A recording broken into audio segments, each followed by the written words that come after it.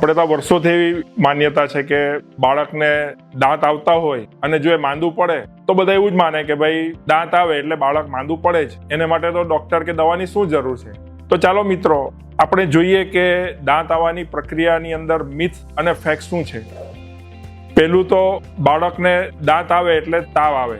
જો બાળકને દાંત આવે ત્યારે ઝીણો તાવ રહી શકે, પરંતુ એ તાવ 1-2 દિવસમાં ઉતરી જાય છે. પણ જો તાવ વધારે રહેતો હોય, બાળકને જો એની સાથે બીજા કઈ લક્ષણો હોય, બાળક ખાતું પીતું રમતું બંધ થઈ જાય, તો પછી તમારે બાળકને ડૉક્ટરની સલાહ લેવી જોઈએ, કારણ કે એ દાંતને લીધે હોતું નથી. બાળકને દાંત આવે ત્યારે તો ઝાડા થવાના જ એના માટે કોઈ દવાની જરૂર નથી. બાળકને દાંત આવે ત્યારે ઝાડા એટલા માટે થાય છે કે બાળકને ચળ આવે છે અને જેને લીધે બાળક બધી જ વસ્તુ પોતાના મોંમાં નાખતું થઈ જાય છે, એને ચૂસતું થઈ જાય છે, જેથી કરીને બાળકના પેટમાં ઇન્ફેક્શન થઈ જાય છે અને એને લીધે બાળકને ઝાડા થાય છે. પણ ઘણી વખત આ ઝાડા સેલ્ફ લિમિટિંગ એટલે કે 1-2 દિવસમાં મટી જતા હોય છે. પણ જો ઝાડા લાંબા ચાલે, બાળકને પાતળા ઝાડા થાય, બાળકને સાથે તાવ આવે, બાળકનું પેટ ફૂલેલું લાગે અને બાળક જો સુસ્ત લાગે, તો એવા સમયે તમારે બાળકને ડૉક્ટર પાસે જઈને ટ્રીટમેન્ટ કરવી જરૂરી છે. દાંત આવે એટલે તો ઉલટી થાય. મિત્રો, ફેક્ટ એ છે કે દાંત આવે ત્યારે ક્યારે ઉલટી થતી નથી. જો બાળકને ઉલટી થતી હોય અને બાળક રડતું હોય, તેવા સમયે તમારે ડૉક્ટરને બતાવવું જરૂરી છે. બાળકને દાંત આવે ત્યારે બાળક વારે વારે માંદું પડે. બાળક જો વારે વારે માંદું પડતું હોય તો બાળકને બની શકે કે કોઈ ઇન્ફેક્શન શરીરમાં વારે વારે જતું હોય, તો એને માટે તમારે તપાસ કરાવવી જરૂરી છે અને એને માટે ઈલાજ કરાવવો જરૂરી છે.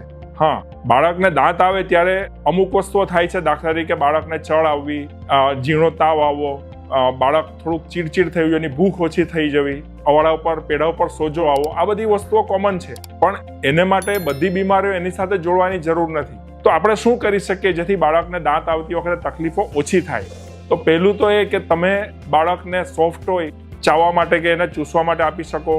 થોડુંક ઠંડુ કરેલું પાણીનું કપડું એના મોંમાં મૂકી શકો. બાળકને તમે સ્વચ્છ ટીથર પણ આપી શકો, અથવા તો તમે એના અવાડા ઉપર થોડો મસાજ કરો તો બાળકને સારું લાગશે. તમે એને આપણા ગાજર કે કાકડી જેવી શાકભાજી છે તેને પણ તમે ચાવવામાં રહી શકો. તેને 2 ફાયદા થશે. એક તો એનો રસ પેટમાં જશે, બાળકની ન્યુટ્રિશન વધશે, અને બીજું કે બાળકની જે ચડાવવાની પ્રકૃતિ પણ શાંત થશે. તમે એના પેડા ઉપર થોડું મધ પણ લગાડી શકો અને બાળકને ફર્શ અને એના રમકડા સાફ કરીને રાખો, જેથી કરીને એ મોંમાં નાખે તો પેટમાં ઇન્ફેક્શન જાય નહીં. તો આટલી વસ્તુ તમે કરશો તો બાળકની દાંત આવવાની પ્રક્રિયા ખૂબ સહજ રીતે થશે અને બાળકને કોઈ તકલીફ થશે નહીં.